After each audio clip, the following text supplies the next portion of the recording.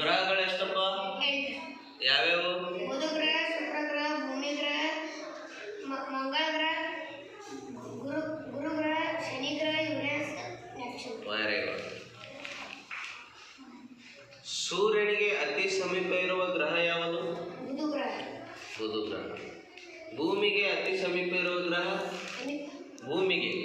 ಭೂಮಿಗೆ ಸಮೀಪ ಇರುವ ಗ್ರಹ ಶುಕ್ರ.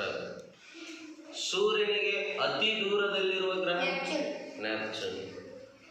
ಸೌರವ್ಯೂಹದ ಅತ್ಯಂತ ದೊಡ್ಡ ಗ್ರಹ ಗುರು ಗ್ರಹ. ಸೌರವ್ಯೂಹದ ಅತ್ಯಂತ ಚಿಕ್ಕ ಗ್ರಹ ಬುಧ ಗ್ರಹ.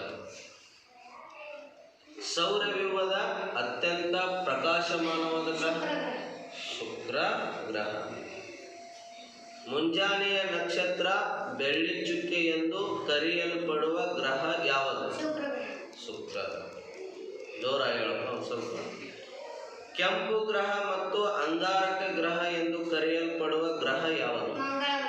ಮಂಗಳ ಗ್ರಹ. ಜೀವಿಗಳಿರುವ ಏಕೈಕ ಗ್ರಹ ಯಾವುದು? ಭೂಮಿ ಗ್ರಹ. ಭೂಮಿಯ ಏಕೈಕ ನೈಸರ್ಗಿಕ ಉಪಗ್ರಹ ಚಂದ್ರ. ಬಾಹ್ಯಾಕಾಶಕ್ಕೆ ಕಾಲಿಟ್ಟ ಮೊದಲ ಪ್ರಾಣಿ ಯಾವುದು? ಸೌರವ್ಯೂಹದ ಅತ್ಯಂತ ಸುಂದರವಾದ ಗ್ರಹ ಯಾವುದು?